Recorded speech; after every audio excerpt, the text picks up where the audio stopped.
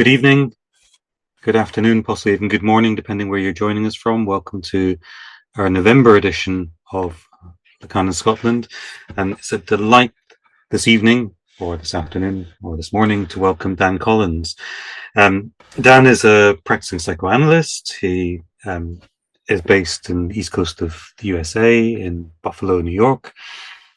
He's the founding member of the affiliated psychoanalytic work groups, an association that promotes clinical Lacanian psychoanalysis. For 12 years, he was a member of the Lacan Toronto group, where he gave an annual seminar.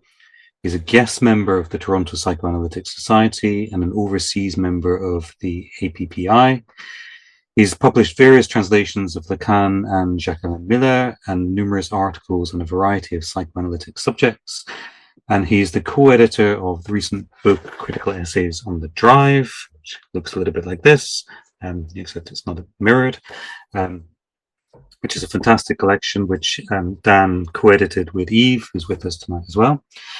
And he is also in the process of writing or finishing off, I hope, a book on Lacan's work outside his seminars, so presentations that Lacan gave outside his seminars, which will be published in the new year by the Palgrave Lacan series.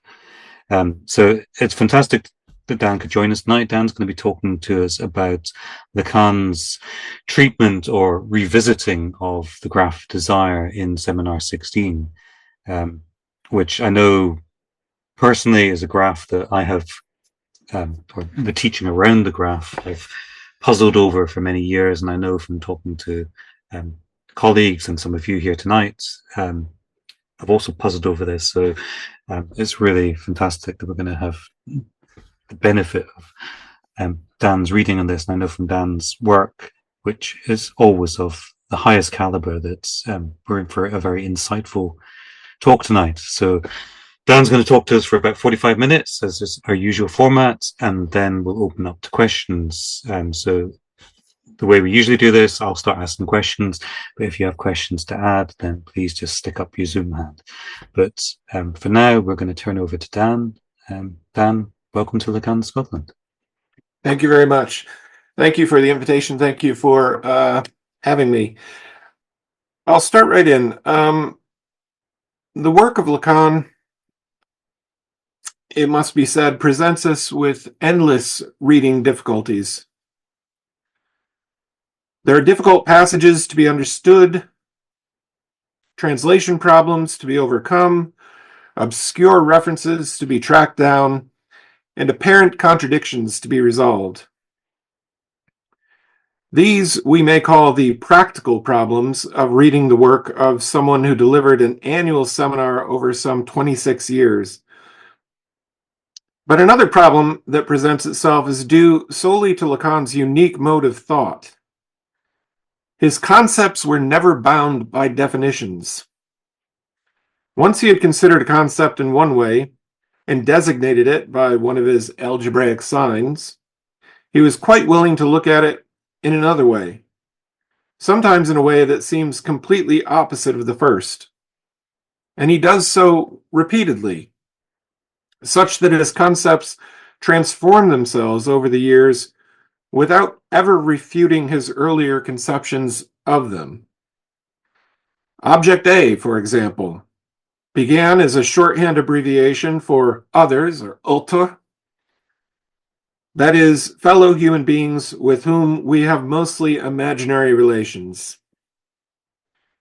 It later becomes the ego, the object, the internal limit of the symbolic, and the cause of desire.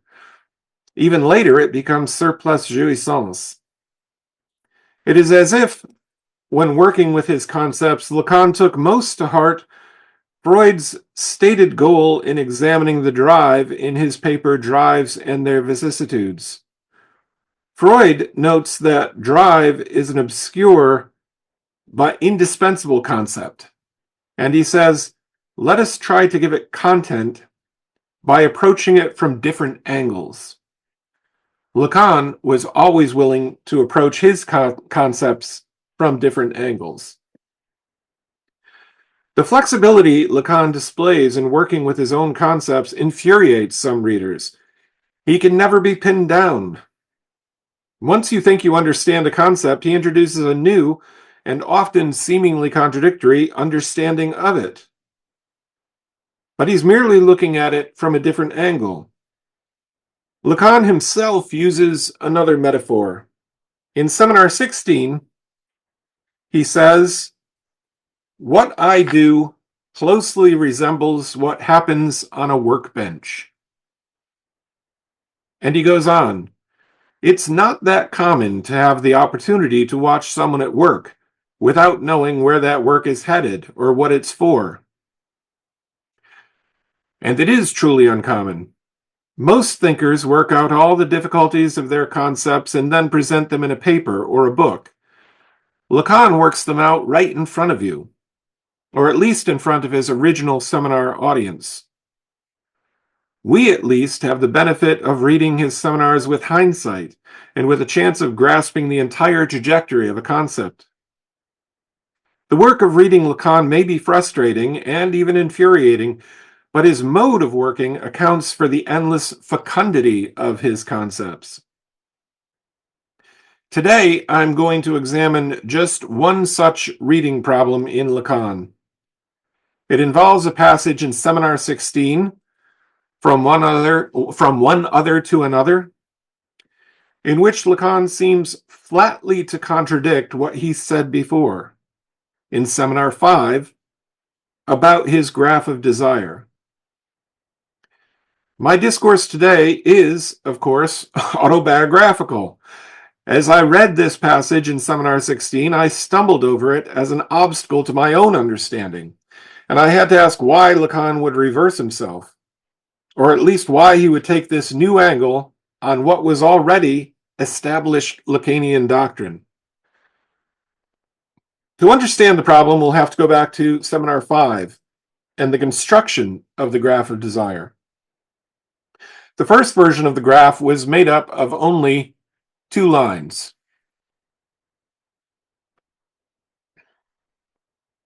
A horizontal line that is curved and goes from left to right, and a vertical loop that goes backwards through the first line from right to left. Lacan next provides a more complex version of the first diagram that is labeled with Greek letters. What I've called the horizontal curved line now appears as an almost complete circle, but it still goes from left to right.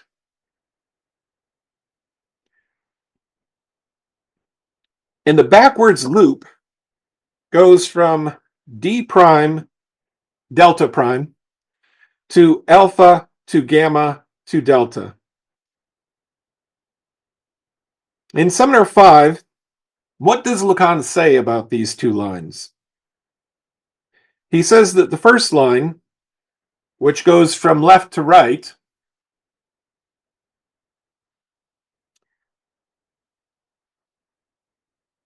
is the signifying chain, insofar as it remains completely permeable to the properly signifying effects of metaphor and metonymy. The other line, looping backwards through the first, from right to left, he calls the line of rational discourse. But we must not take rational discourse to mean scientific discourse or even reasoned discourse. It is the discourse of a rational being, but this line represents, Lacan says, the line of common everyday discourse. It is the individual's subject's concrete discourse. It's discourse that can be recorded on a disc, whereas the former line is everything that this includes by way of possibilities of decomposition, reinterpretation, resonance, and metaphorical and metonymic effects. So the backwards looping line is the line of everyday discourse, and this is the line of metaphorical and metonymic effects. This backwards looping line comes very close to representing what Heidegger calls idle talk in section 35 of Being and Time. And we may also try to assimilate Lacan's two lines to a term that Saussure uses. From the course in general linguistics, we are familiar with the distinction between langue, language, and parole, speech. But in earlier writings, he also referred to langage. He says that language, or langage, is a phenomenon. It is the exercise of a human faculty. The language system, langue, is the interlocking set of forms that the language faculty assumes among a group of individuals at any particular time. So by pointing this out, I'm saying that we could assimilate this backwards looping line to langage and the horizontal line to langue. So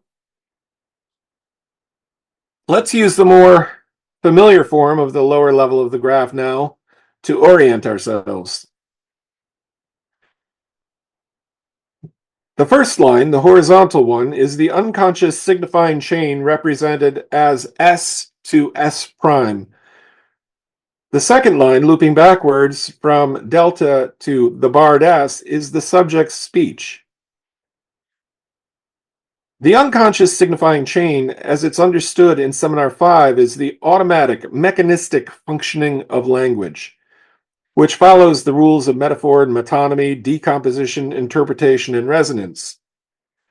This austere functioning of language in the unconscious is located at the first intersection between the two lines at A. So the first place where the two lines intersect is there at big A. The locus A, big A, is briefly called by Lacan the code. But it's not a code, since it's precisely its function to produce the unexpected effects of symptoms, jokes, slips, and dreams.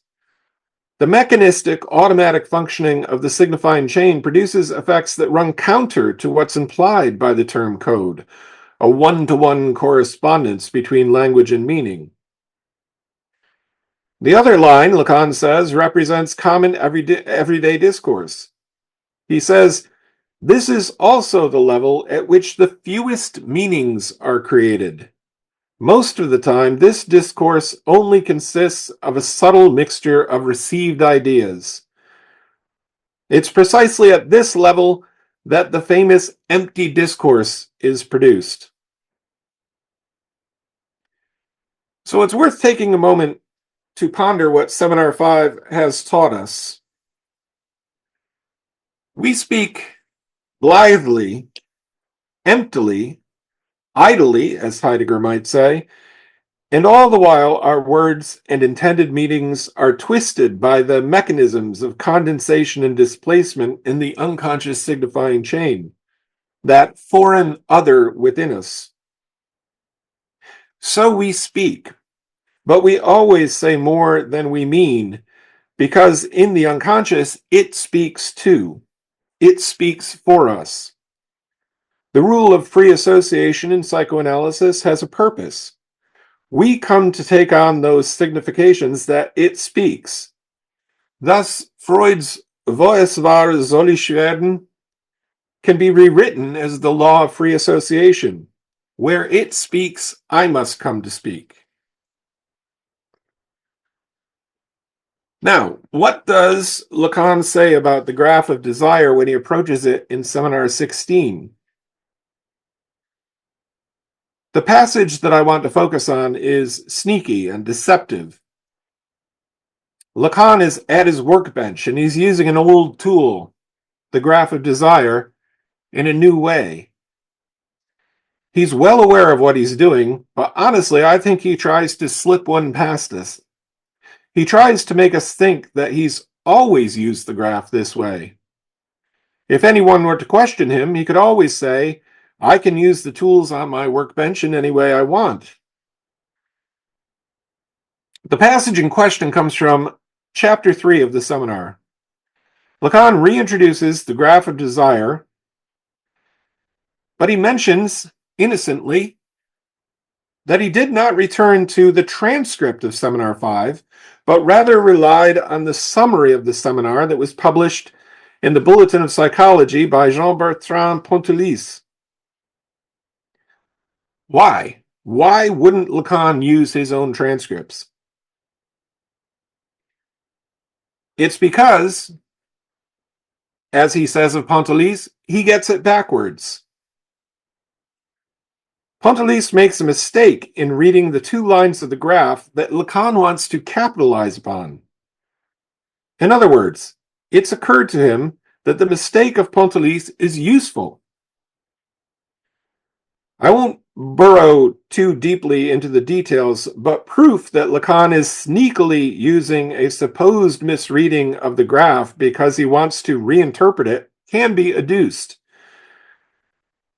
He doesn't even accurately report Pontelis' mistake. What he provides is his own new rereading of the graph. First of all, Lacan supplies us with a simplified rendering of the graph as he first presented it in Seminar 5. He comments that the circuit delta A, this time, gamma, and delta prime, the backwards loop, represents the signifying chain insofar as it remains permeable to the effects of metaphor and metonymy. He's quoting Pontelis here and pretending that this is what he, in fact, said in Seminar 5. So it's this loop now that is the unconscious signifying chain where effects of metaphor and metonymy take place. He quotes Pontelis and says that this is what he said in Seminar 5. The second line, he goes on, the one that begins at gamma and continues beyond A, represents the circle of discourse, everyday discourse, constituted by semantemes, defined by usage. So now this line, the horizontal one, is the chain constituted by everyday discourse. So this is the reading problem that I want to explore. Between Seminar 5 and Seminar 16, Lacan reverses the two lines in his reading of the graph. The horizontal line that was formerly the line of the unconscious signifying chain is now the line representing everyday discourse. Well, the backwards looping vertical line is now the unconscious signifying chain. Lacan pretends that the mistake is attributable to Pontelis, but he obviously endorses this new reading of the graph. And that's not all. In previous readings of the complete graph of desire, the lower level was the level of the statement, and the upper level was the level of enunciation. In Seminar 16, just a few passages beyond that we just read, the lower level is now that of enunciation, and the upper level is that of what he says here is demand. In other words, the statement. Here too, Lacan reverses his earlier reading. So let's try to work out the practical implications of Lacan's new reading of the two lines that make up the simplest form of the graph.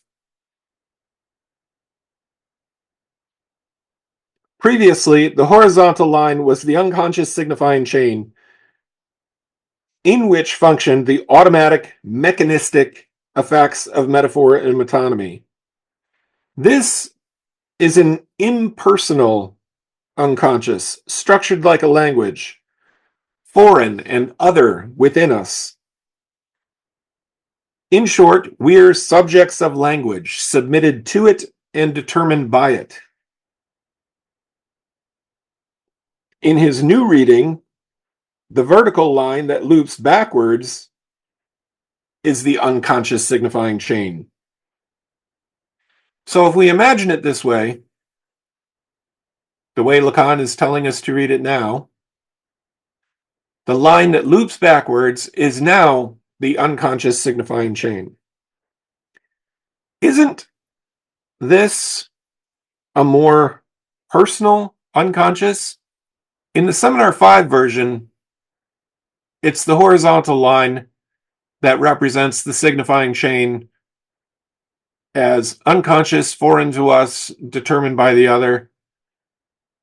This line, as we know, okay, so in earlier versions of the graph, this line was the unconscious signifying chain, which I've characterized as impersonal, automatic, mechanistic. This was the line of the subject's discourse. If he now reverses that reading, what I'm suggesting is that this line, which is now the signifying chain in the unconscious, is meant to allude to a more personal unconscious rather than the automatic mechanistic one. Doesn't this unconscious include the intention to speak? Isn't it subjective discourse?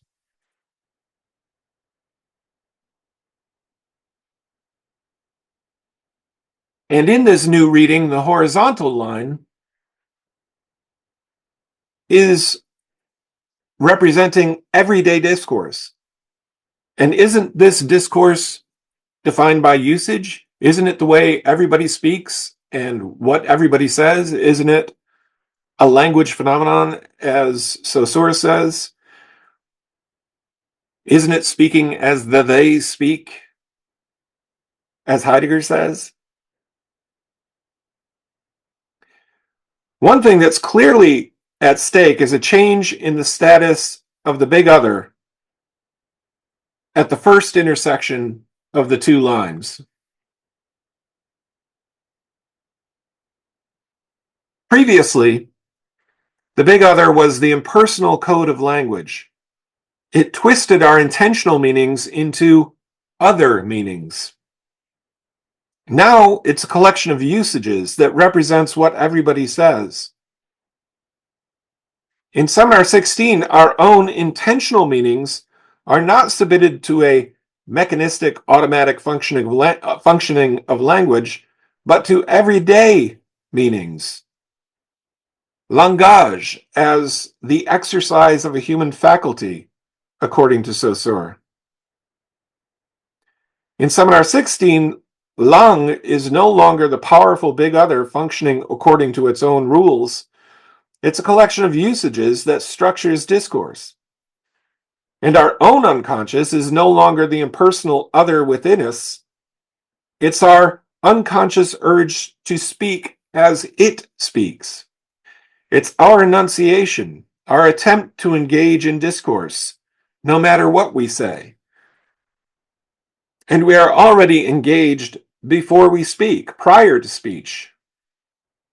This prior to speech engages us in discourse already. That is why Lacan can say on the first page of Seminar 16 that the essence of psychoanalytic theory is a discourse without speech. We are already in the discourse before we speak. Is our speech still submitted to the big other in this reading of the graph? Are we still determined by the signifier? Yes, but now the other is a collection of everyday usages governed by discourse. The benefit of this new reading which Lacan disingenuously attributes to Pontellier, is a demotion of the big other, which I believe is the project of Seminar 16.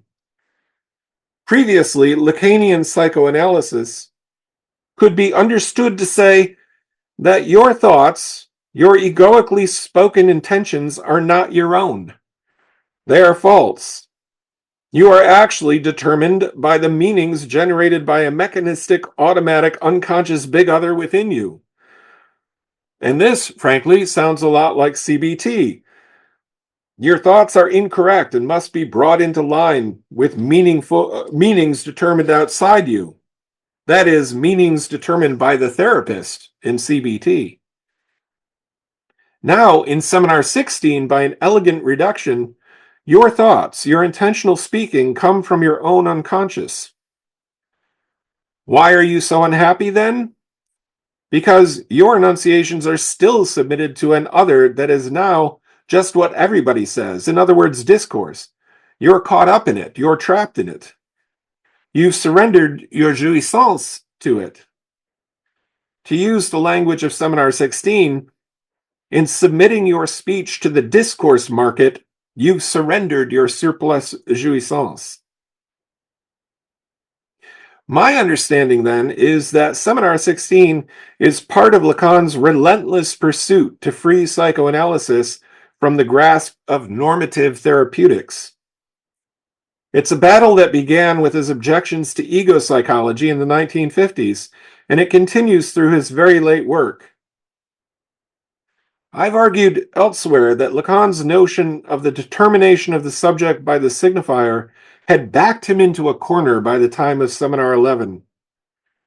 If the subject is wholly determined by the signifier, by the big other, then there is no room left at all for subjectivity. And my contention is that the middle seminars, 12 through 15, are an attempt to work out this problem. In Seminar 16, Lacan is approaching a solution, even if it requires a radical rereading of his work from the 50s, including the big graph of Seminar 5. So now we have a demoted big other that's merely a collection of usages and a subject speaking as it speaks, but robbed of jouissance. So what's Lacan's question now? He wants to locate the I who speaks. Determining the I who speaks is the stated purpose of the seminar in its introductory chapter. At least it's one of them.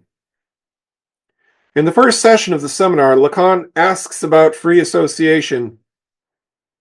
What do we do in analysis if not set in motion a discourse through the fundamental rule of psychoanalysis?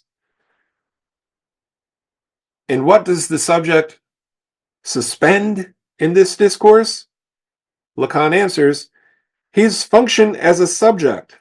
The subject is excused from sustaining his discourse with a claim like, I am saying. Here we see a split between the unconscious subject and the I of discourse. In analysis, Lacan says, the subject is excused from maintaining what he states. To put it in terms that we've used already, the subject is now the subject of the enunciation, not the statement. In other words, the unconscious subject and the I who speaks are split. This may seem a radical contention, but I believe that we're seeing here the first glimmerings of a split between the linguistic unconscious of the early Lacan and the real unconscious of the late Lacan. In his very last teaching, Lacan will give up the term unconscious altogether and simply refer to the par l'être, the speaking being. In Seminar 16, Lacan has gotten as far as an attempt to assimilate the speaking subject to I, the truth, speak. Lacan summarizes it this way, and I'm going to read a passage now.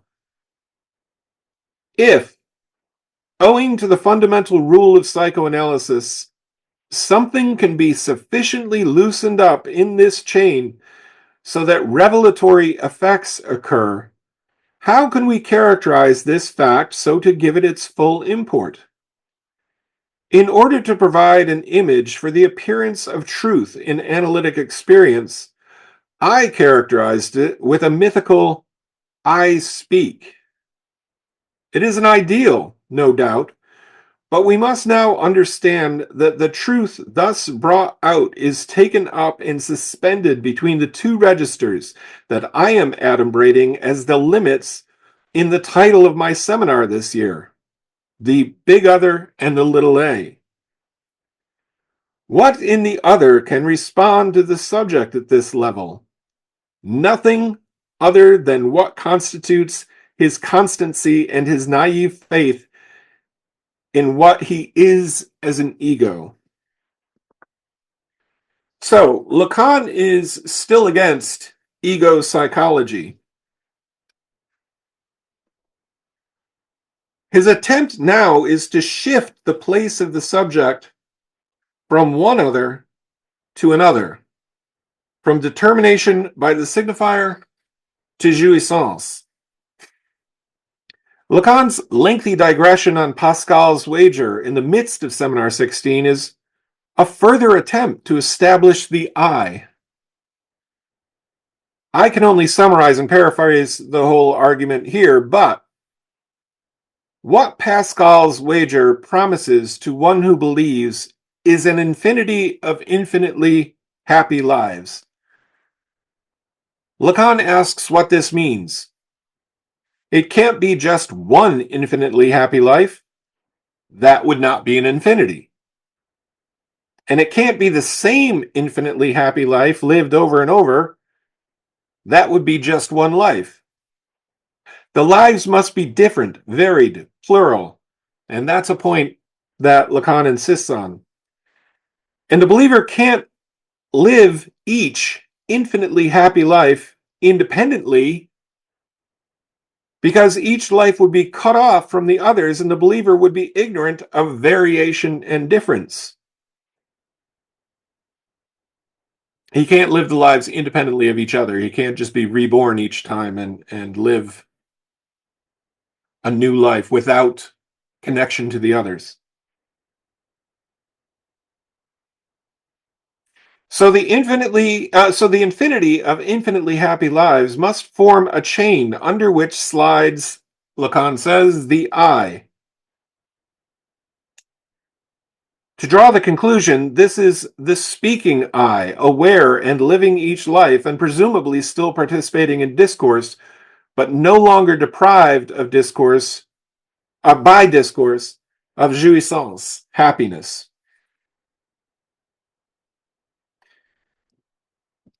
So can we find confirmation of this understanding of Seminar 16 anywhere else in Lacan? I believe that we can. There were already intimations in Seminar 14, the logic of fantasy.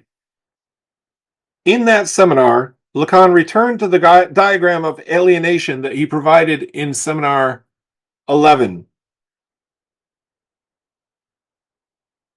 The diagram must be read quite literally.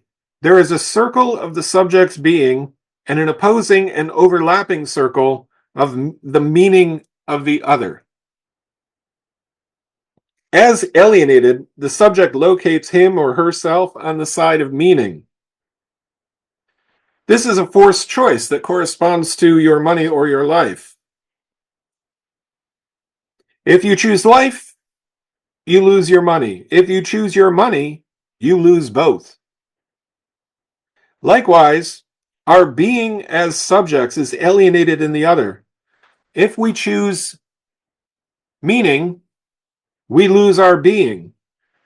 But if we choose being, we lose both, since we only know of our being through language, as alienated. What's to be noticed here is the shaded area of overlap between the two circles. Meaning takes a chunk, we could say, out of our being. It exists within the circle of our being with, we could say, extraterritorial rights.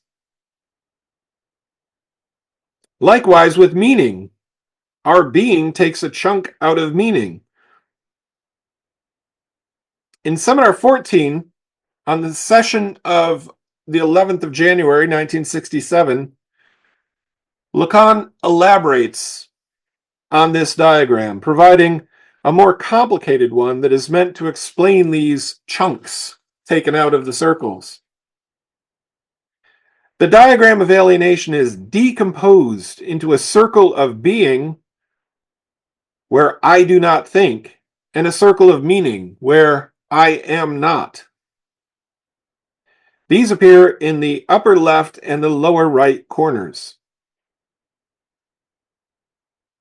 This use of the diagram allows Lacan to ask, what is the chunk taken out of each circle? That of being and that of meaning. The circle of the subject's being includes a shaded section from the other circle, that of meaning, as a kind of reserve. What is this shaded section meant to represent? What is meaning within being? Lacan labels this chunk with ça, which is the French term for the id. And he associates this place of meaning with being as grammar. He associates this place of meaning within being as grammar.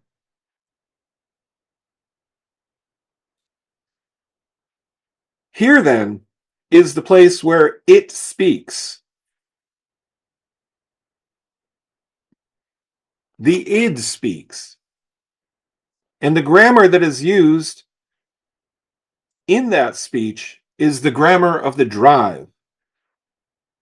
This passage from Seminar 14, then, is strongly associated with the upper level of the graph, where the drive is the counterpart of A. A at the lower level, the drive at the upper level.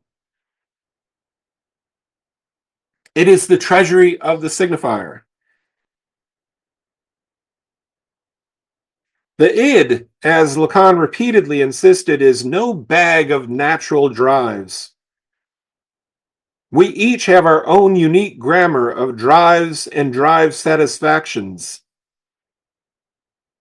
We've also already seen that in Seminar 16, Lacan reverses our understanding of the two levels. The lower level is the level of enunciation, and the upper level is now the level of the statement. The id, it speaks. It speaks, to put it clumsily, drives statements according to its own grammar, according to each subject's grammar of demand. The circle of meaning at the lower right of the diagram also includes a reserve of being. What is being within meaning? Lacan labels this shaded area ICS, the French abbreviation for the unconscious. So there where I am not, there is a reserve of being, the unconscious. We may be surprised to find being labeled as unconscious if we are thinking of a linguistic unconscious, but I believe that Lacan is already here in Seminar 14, gesturing towards what will eventually become the real unconscious. But he also labels this chunk as I. I don't know if you can see it clearly here, but in that dark portion, there is I. This I, Lacan tells us in the session of 18th of January, 1967, is the I of dream thoughts. The I, as it appears, he says, masked. In our alienation in meaning, we still have thoughts that are ours, though alienated from us in dreams, symptoms, slips, and jokes.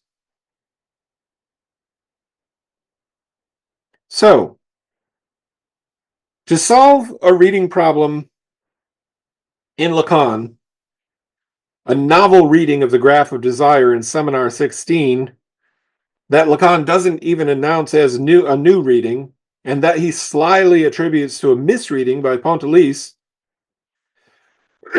To solve this reading problem, I've cobbled together an argument that stretches from seminar 11 to seminar 16. In doing so, I've had to trace the presumed trajectory of Lacan's thought and to look ahead for confirmation to his very last teachings. What then can I conclude? I would say that the task of analysis, of free association, is to speak these unconscious thoughts that are mine and have meaning, even though I am alienated from them. In speaking, I take responsibility for my own discourse. As Lacan says in the very first session of Seminar 16, discourse is in your hands. You have a responsibility to direct it well. In shifting my speech to that place in being from which it speaks, I speak truth and locate the I of my discourse. Where it speaks, I must come to speak. Thank you. Thank you very much, Dan. That was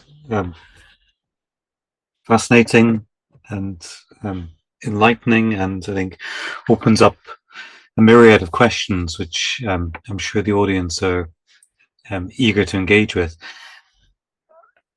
I'm going to start off with a few questions of my own, but as I said earlier, if you have questions you'd like to bring to Dan, then please just raise your yellow hand and we can give you the power to unmute yourself and you can engage in the discussion.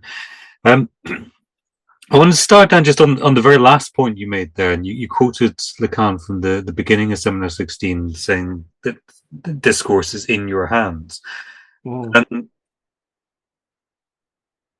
I just wonder who the addressee is there, because the way when you read the quotation, you kind of made me hear it in a different way from the way I'd heard it when I read it myself. So I'd always read that as addressing the analytic community, so a bunch of analysts who are at least part of Lacan's audience. But when you read it there, it seemed to have a much more general sense of humanity, that discourse is in our hands.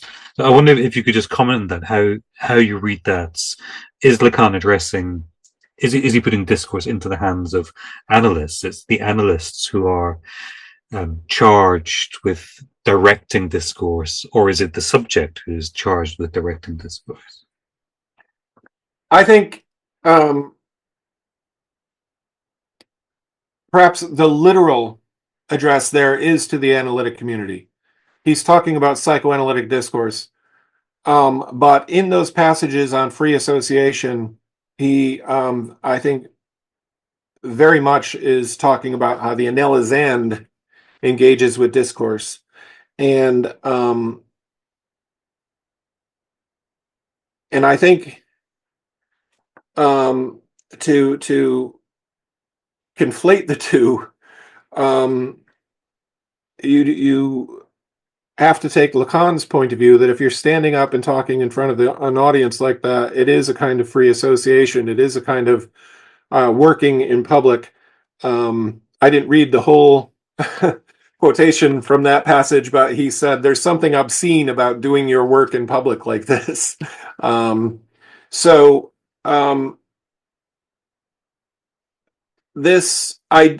does say that you are responsible for your discourse, and you could perhaps make a number of comments on that. One comment might be you are responsible for your discourse whether you like it or not, and you have no choice in it. But I think another way to understand that is you can become responsible for your own discourse. This unconscious from Seminar 14, where he labels the unconscious with the I believe at the point of Seminar 14, he's thinking that's where your discourse must be taken up. You must interpret your dreams and by free association bring forward those thoughts that are alien to you but yours. And in the very late Lacan, he'll say that all this does is feeds the symptom. It just makes a kind of it's just a kind of meaning making that can go on and on endlessly. So in seminar 14, I don't think he's quite there yet. He does label that unconscious reserve in meaning. A little reserve of being within meaning is the unconscious. He does label it with the I. I think that by seminar 16, he would want to locate that speaking I in the id, the it speaks. And that's why I rewrote Freud's Wo es war, soll ich werden. And I think the process of analysis as he's conceiving it now, and he does have several remarks on free association in this seminar. The process of free association is to take responsibility for your own discourse, to make that shift from the unconscious to the id. And then, so this then presumably also plays into how we read Lacan. That if we're saying that we are responsible for our discourse, that's also to say we're responsible for how we interpret. If you put that in the analytic context, the analysts and interpreting their own discourse. But if you put it into the more scholarly context, then it's about how we read Lacan. So as we read Lacan, we're responsible for our own interpretation. Mm-hmm.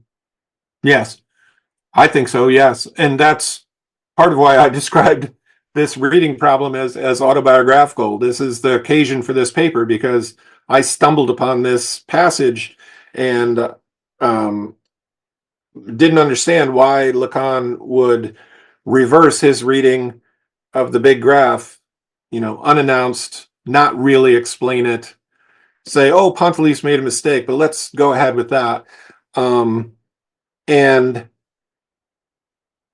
as you keep reading and you take up the discourse yourself, you find connections that certainly you are forging, but you seem to find in the text. Which kind of points us towards an ethics of reading, yeah. Yeah. I wonder. So you going back to the beginning of your talk, and you're talking about Lacan taking this tool. He's working in public. It's his seminars, his workbench, and he's bringing out this old tool from the previous decade, and he's using it in a different way. Is that then to say we can do the same? Lacan is bequeathing this tool to us, and it's for us to use the tool in new ways. How tied ought we to be to Lacan's readings? Do we need to keep going to Lacan's readings, or is it a kind of progressive stage? Lacan takes the tool, he reuses the tool in new ways, and then it's for us to keep remaking this tool or reusing this tool and finding new uses of the tool. Yeah, right. I think the graph of desire is a great educational device.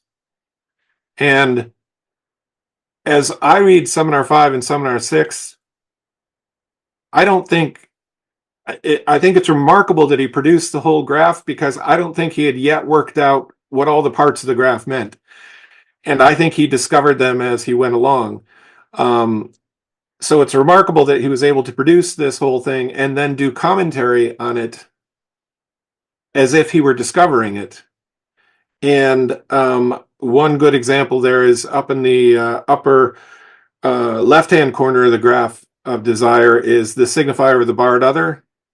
And Lacan apologizes many times in this seminar and Seminar 16, and all the way through Seminar 20 for never quite explaining what the signifier of the barred other means. Another example is in Seminar 6, when you read his first definition of fantasy and you try to distinguish it from his definition of drive, they're hardly adequate definitions by the standards we have, with the benefit of hindsight. But he's working it out for the first time, and that and both of them are the barred subject and diamond, and then something else. For fantasy, it's object A, and for the drive, it's demand. And I don't think, has quite worked out what the difference between those two were. But what is he able to do? Is he's able to use the lower level of the graph, at least, to read the Hirsch Hyacinth joke, and to talk about how even though the word familiar is not in English, the big other seems to endorse it. It's as it gets appropriated into language. So we have, from Lacan, we have some very concrete readings and some concrete things he's able to do with his new tool, the graph of desire, and we have a number of things left to be worked out. My answer to your question: can we do what we like with the graph, or with any diagram that Lacan gives us? Well, yes, in the sense that we always gain new insights from it, and we're making connections that are kind of our own associations. But I would say, always return to the text.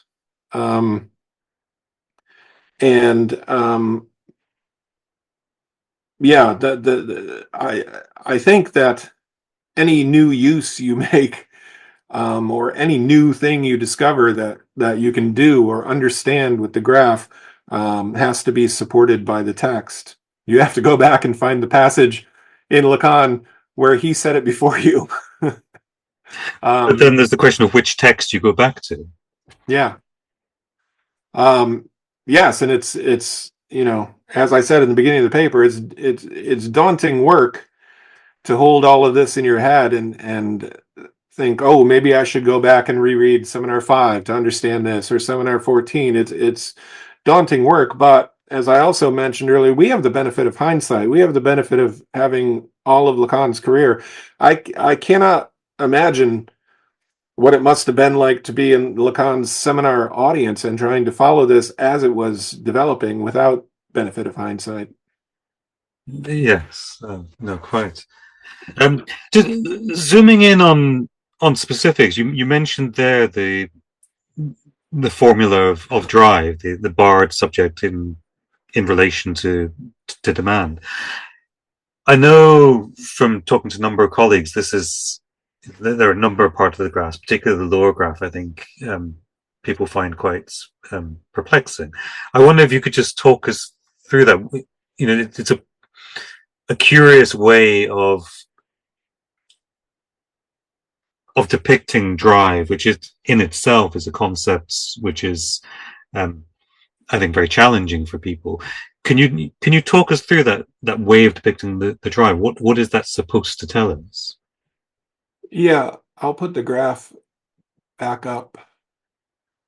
I've had my own, work of understanding this graph over many, many years. So this is my understanding. One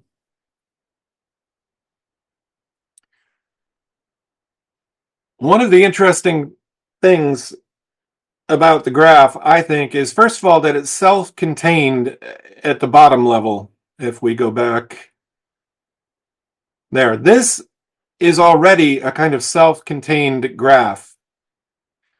I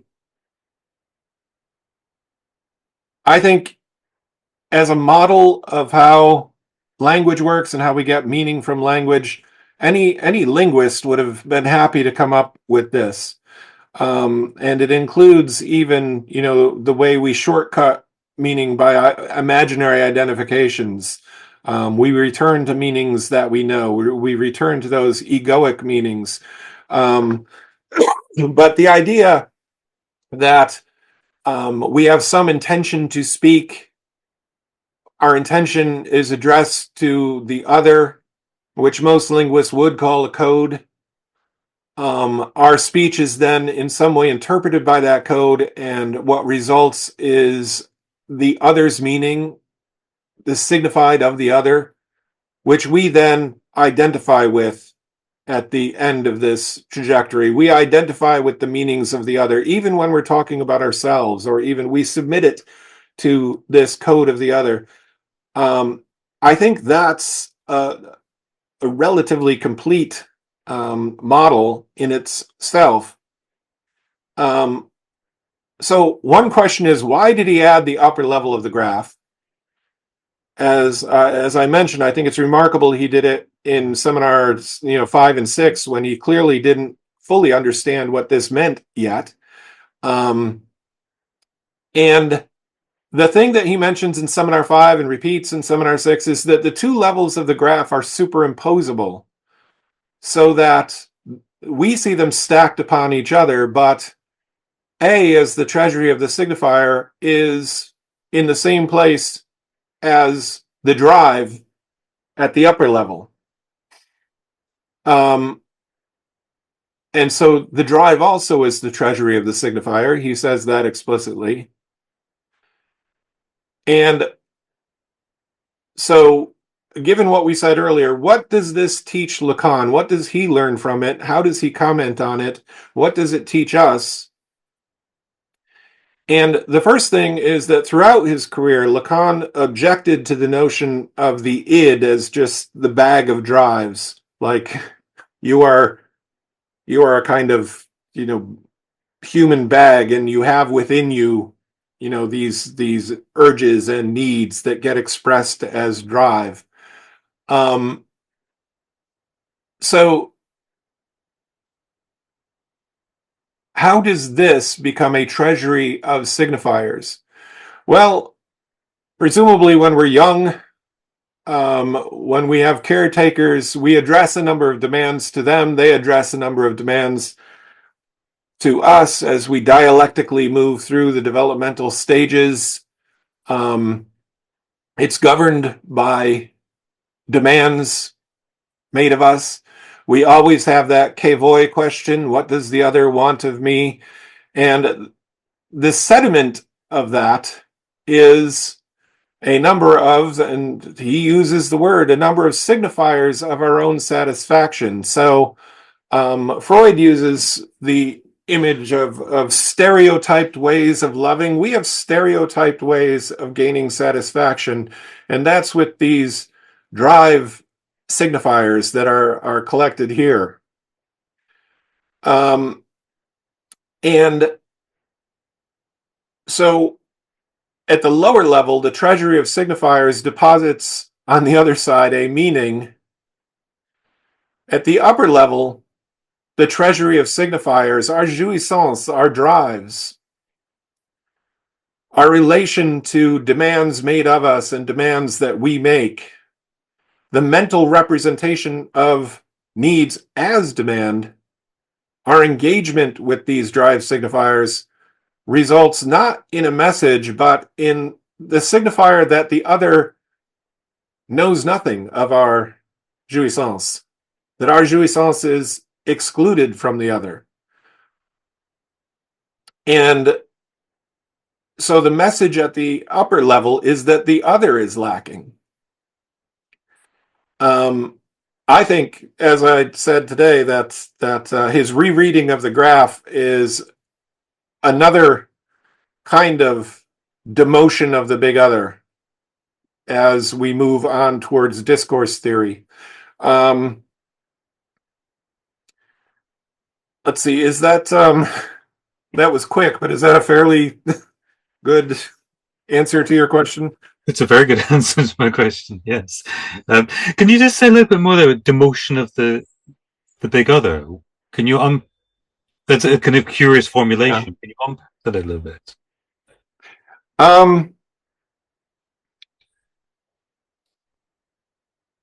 I think in some ways Lacan's whole career is a kind of demotion of the big other.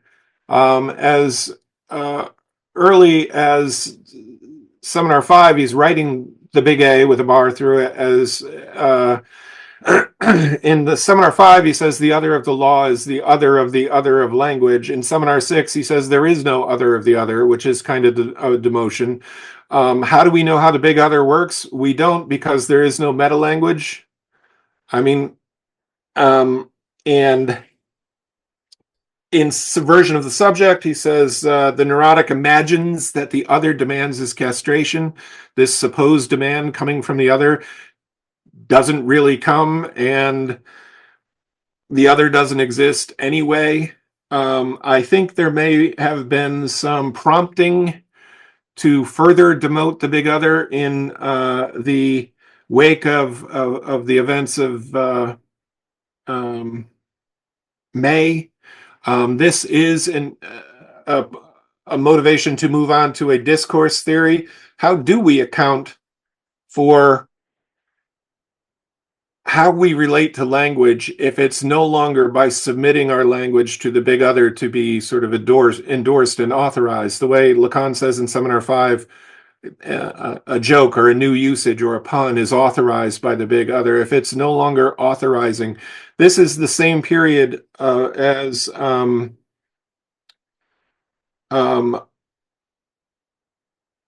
Michel Foucault's What is an Author? And Roland Barthes' The Death of the Author. Author and other have nothing to do with each other etymologically, but still, this is a time of knocking down idols. And I think this is a little digression, but I think something similar goes on with the subject. Lacan, starting with the first seminar, prefers to talk about the subject rather than the ego. And what he's trying to do is get to the subject.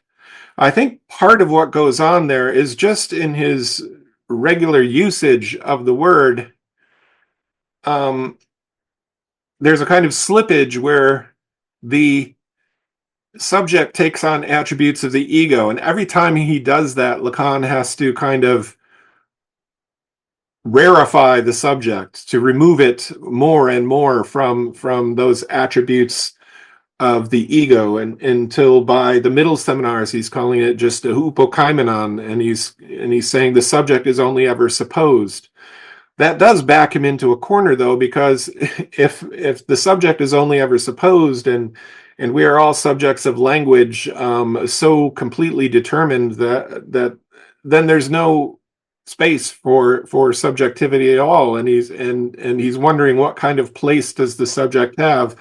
And that's why I pointed ahead to the very late Lacan in like Joyce the Symptom, when he'll talk about the subject not using the term subject anymore, just the parletre, the speaking being up on the soapbox and speaking. And that's why I pointed this talk in the direction of why is the question of the I that speaks so important? Why is that question so important to Lacan in this seminar? I believe it is why he takes up Pascal's wager, because he has this way of extracting the I from it. Who is the I who takes up discourse, in other words, or participates in it? But also, then, how do we access the I? I mean, is this not part of Lacan's point that the I, the subject, the I, is only accessible through discourse? In that sense, discourse is all we have. So the subject is necessarily supposed, because we suppose a subject articulated to or by discourse, but actually all we have is discourse. Yeah, you can be an alienated speaking I, of course, taking up your position in a discourse. But one of the ways that the big other gets demoted, one of the ways that Lacan seeks to free the subject, I think that in his late work he comes to see analysis itself, starting with 16, 17, and moving on towards the seminars, the very late ones. He starts to see analysis itself as kind of a meaning making that submits itself to everybody else's discourse but your own. That you it does become normative. It does become, we do fall under the master's discourse all too readily. We are represented by a signifier to another signifier all too readily, and those signifiers make a chain and take us up into the chain of discourse. Whereas the other side of the master's discourse is the analytic discourse, and at that lower level of the analytic discourse, you have S1 and S2 no longer connected, no longer making meaning, and the product of the analytic discourse is S1, to speak without meaning, but to speak that Lacan, to enjoy speech without meaning and not feel the compulsion to make meaning anymore and submit it to the other's discourse for approval. Would you see this as the aim of analysis then? Or would you see this as Lacan seeing this as the aim of analysis? Yes, being able to take up one's own speech is always a good thing. And being able to speak without always having to chase meaning and to interpret it and to feed the symptom by feeding its meaning and say, no, I thought of something else. It means this too, and it means this, and I just had a memory and it means that too. To break that cycle of meaning making is to get oneself out of the discourse of the other, and you're the one who installed the other in that place anyway. I did some research once on Anna Freud's technique of psychoanalysis, and I found her technique to be quite interesting, and her technique was not Lacanian. She had some similarities to Lacan, and there was a report of one patient who had been sort of obsessing over the same thing for weeks and coming in and talking about it in every session. It's not stated what the issue was, but the same problem over and over again, and the patient was associating to it every day, and eventually comes in one day for a session and starts talking about it again, and Anna Freud says, I think we've had enough of that. And he said that the whole thing was just sort of lifted from him, that he didn't need to do it anymore. Is there not ultimately possibly productive, but a kind of nihilism, a nihilistic trajectory in that as well, that to release ourselves from meaning is to release ourselves into nothing? And I wonder, that opposed to kind of unshackling ourselves from meaning rather than release ourselves from meaning, that there's understanding the meaning, the discourse of the other is something we can step away from rather than absent ourselves from. Right. Is it a utopian moment or is it a destructive moment? I think is exactly the question. And the seminar 24, I think, is a seminar where Lacan pretty much dismantles psychoanalysis, and I think Joyce the Symptom, the written version that appears in Autres Écrits, I think appears more positive, because you're up on your ladder, you're up on your soapbox, and escabeau, isn't it beautiful? That's a more positive view, but I think Seminar 24 is a rather nihilistic seminar. It dismantles most of psychoanalysis, I think, in search of a real subject. Is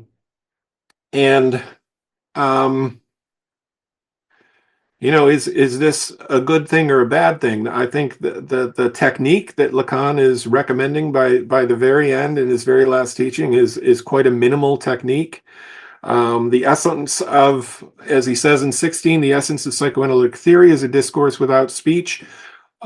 Shortly after this, though, he starts dismissing speech. He starts calling it the blah, blah, blah of the subject in the session, so he sounds at times disdainful. But I also think it is kind of a utopian moment, because I think there's a cultural assumption that we all have, and it's part of civilization and its discontents, but there's a cultural assumption that we all have that if our drives were loosed, if we had no restraints on our drives, there would be chaos. Everybody would be acting on sexual and aggressive drives everywhere.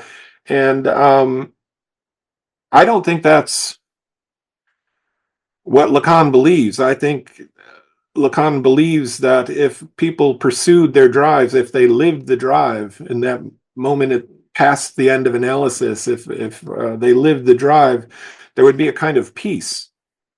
You wouldn't have to interpret anymore. You wouldn't have to chase meaning anymore. You could live out your drive, and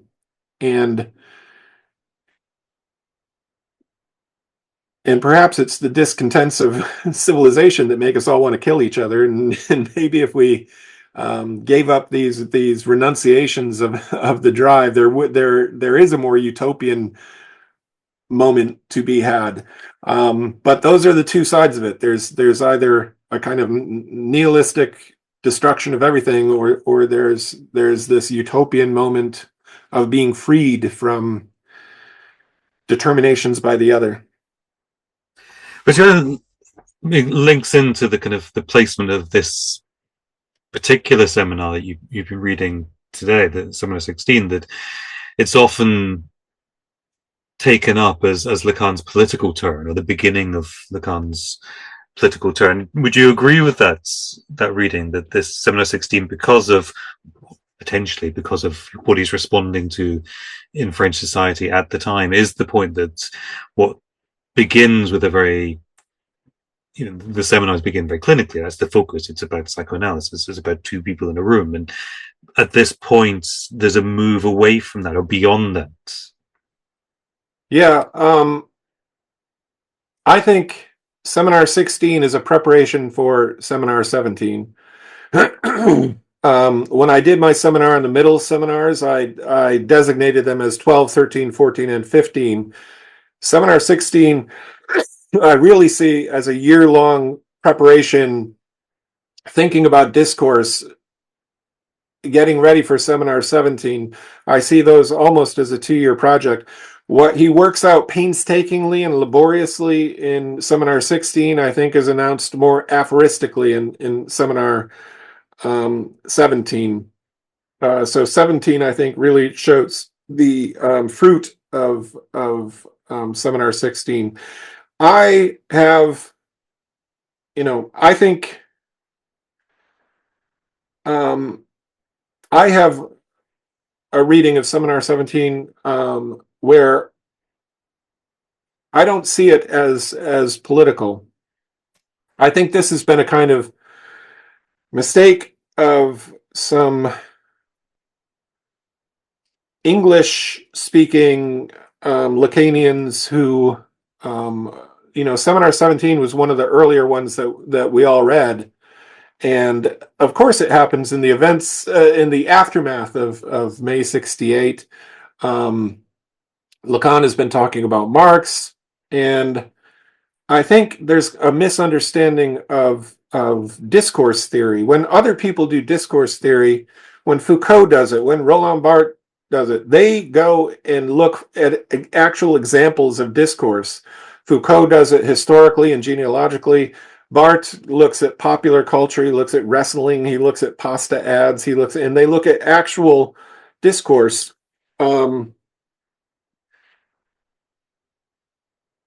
And so I could see how people are thinking, oh, discourse theory, this is Lacan's discourse theory. It must be a kind of political analysis. He's talking about the master. He's talking about, the role of the university in our societies. But I really do think that what Lacan wanted to set up were discourse structures that we enter into. And one of the things he said about the events of May 68, of course, is nothing's changed. You didn't accomplish anything.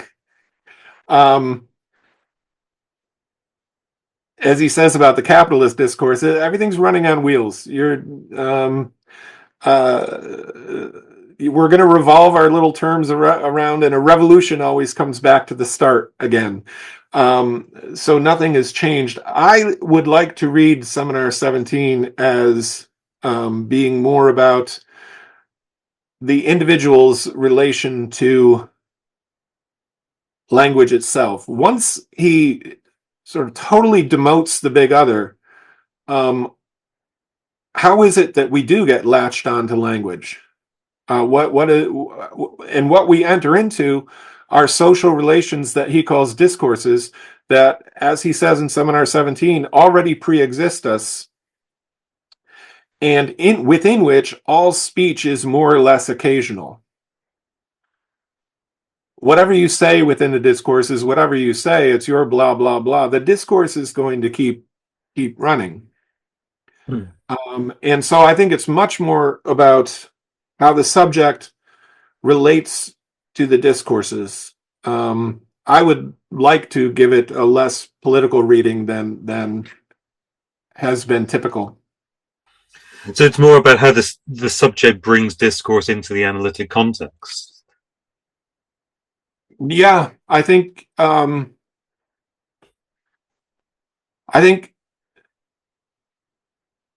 Seminar 17 is set up that way to point you towards the analytic discourse as the exceptional discourse. Lacan doesn't say this, but it's the discourse where you can talk about the other discourses. Yeah. Okay. It's interesting as well that the point you made earlier, that when he constructs the graph of desire, that he constructs this graph and then it's almost as if he starts to try to understand his own construction retrospectively. And I think you see something very similar in Seminar 17 with the discourses, that he produces these discourses, but it seems very evident in reading the seminar that he hasn't yet figured out or hasn't exhausted their interpretation. He's still working out. So the point in the discourses, he keeps changing the terminology as he goes through the seminar. It's not fixed in any way. So there seems to be a parallel between these two graphic representations. Yeah. I think at the end of Seminar 17, he's right on the verge of announcing something like the four discourses. I'm looking for the page quickly right now. It's in the last session, I believe.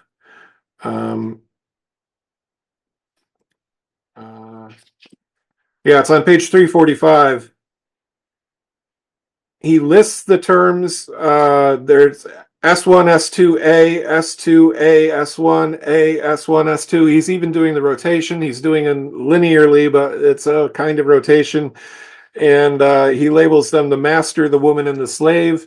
He hasn't quite got it yet. But then one of the things he says in the opening of 17 is, let's take our little machine that had 3 legs and give it a fourth. And he adds that fourth position. He puts them in the rotating structure. And he really does, I think, almost invent them right in front of you. And certainly what you said was right. Like, you can see that as he's talking about the discourse of the master in the opening chapters, things are occurring to him. Yeah. It's not static in any way. Yeah. We're almost out of time, Dan. I just want one last question before we close for this evening.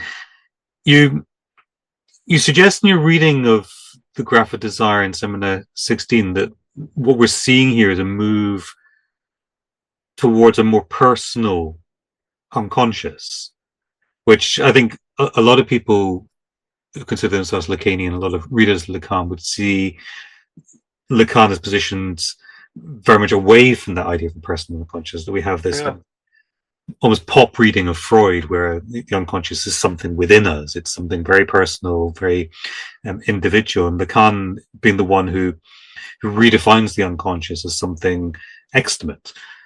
I wonder if you could just finish finish tonight with say a little bit more about that. Yeah, I think the reversal of the two lines of the graph, the basic unit of the graph, the reversal of the two lines is striking. And I use the words mechanistic and automatic to talk about the big other of the 1950s. That's the language grinder where anything you say means something else. To me, that's the kind of wild analysis version of Freud where people go, but you said this, and you're like, oh no, I have an unconscious.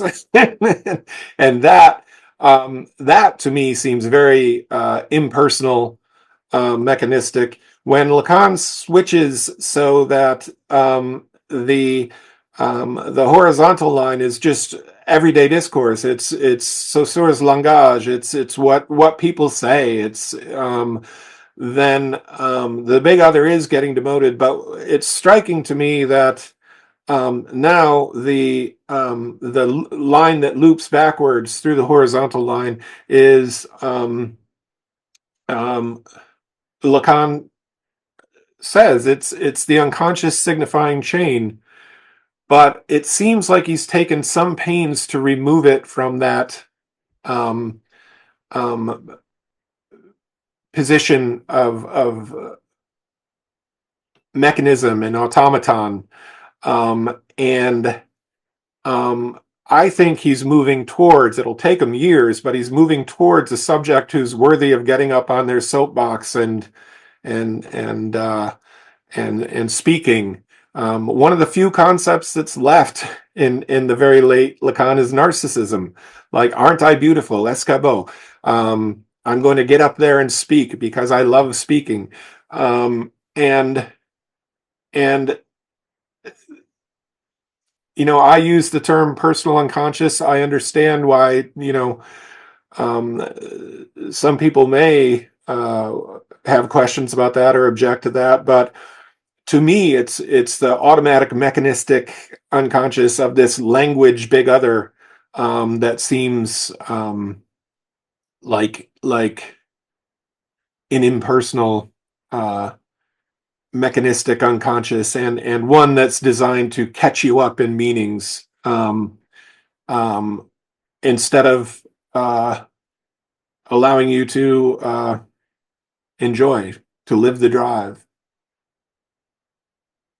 Okay, that's a fantastic place to end. I'm very glad that you got up and spoke to us tonight. Thank you very much. It's been absolutely fascinating. Brian, I hope, as I said earlier, I hope this is not your last time in Lacan in Scotland. I'm very pleased that you've made it your first. So thank you very much. Thank you. It would also be lovely to see you in January. This is our last Lacan in Scotland for 2024, and we don't have an event in December for obvious reasons. But we will be back at the end of January, last Thursday of January, where we'll be joined by Cindy Zier, who has recently edited a book on stupidity in psychoanalysis, which so Cindy will be talking about that, hopefully with a few of the contributors to the book as well.